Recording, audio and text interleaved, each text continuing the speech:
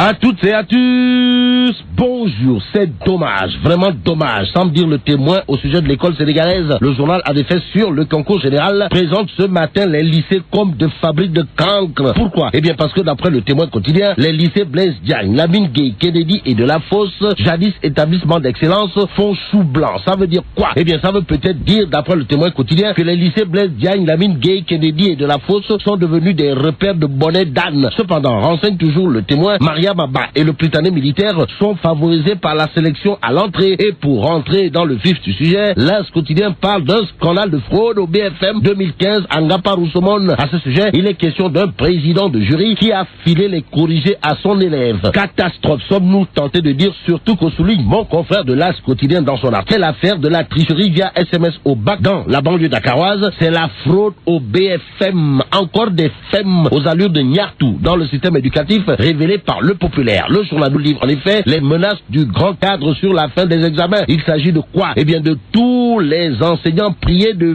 vider les classes vendredi 31 juillet à 18h05 comme indique Le Populaire. Pourquoi? Eh bien parce que le grand cadre entend bander les muscles pour dénoncer l'absence d'ordre de mission et de frais de déplacement pour le bac et le BFM. Toujours au sujet des tolof, Le Populaire dans ces colonnes reparle de la grève des médecins suite au limogeage de leurs camarades en révélant que le SAMES menace de par la vitesse supérieure et de paralyser totalement le système, paralysie du système sanitaire. La Tribune nous donne ce matin les raisons. Le journal du groupe des médias de noter que Ndeketeyo, si les médecins paralysent le système sanitaire, c'est en soutien à deux des leurs. Par ailleurs, la Tribune dans ses colonnes parle d'un autre Nyartou. Et là, il est question des agents municipaux qui paralysent la mairie de Pékin-Ouest pour réclamer leur ndampaï. En clair, les agents municipaux de la commune de Pékin-Ouest exigent le règlement Raking Tak Taf Taf et Johnny des arriérés de salaire d'après la Tribune. En lisant le journal Enquête ce matin, on peut dire sans trop se tromper que l'ambaï dina niaou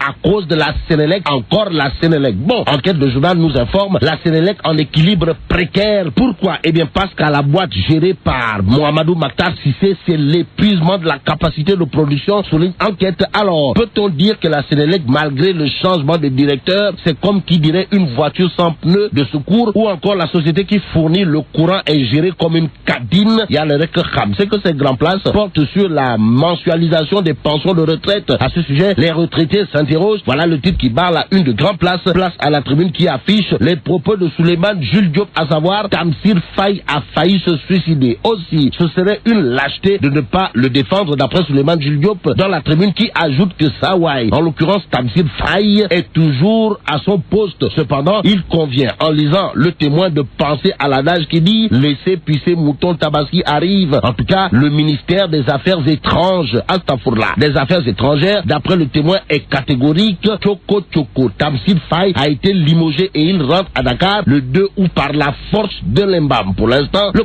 quotidien sur la lutte contre le terrorisme informe que Macky mène le djihad. En quoi faisant? Eh bien, en déclarant qu'on doit surveiller les mosquées, écrit le quotidien. Le Soleil, à propos de la conférence internationale de Dakar sur Islam et paix, titre, Macky Sall appelle à la tolérance entre religion et communauté. Sur ce point, le professeur Ousmane Kane offre l'exemple du Sénégal, note Le Soleil. Réumi quotidien au même moment souligne, dénonçant leurs attaques contre le régime, les enseignants de l'APR fusillent Oumar Sarr et de Croix. En tout cas, les enseignants de l'APR ont comparé Oumar Sarr d'Agana à Charles Blé Goudé et Diop de Croix à Blaise Compaoré et Tchokonakei. Bon, restons avec Réumi quotidien pour terminer. Le journal affiche les propos de la quatrième épouse de Ahmed Khalifa Niasse, la nientelle de Ahmed Khalifa Niasse, à ceux qui ont annoncé son divorce, à savoir, vous perdez votre temps et votre argent. Et là, mais là,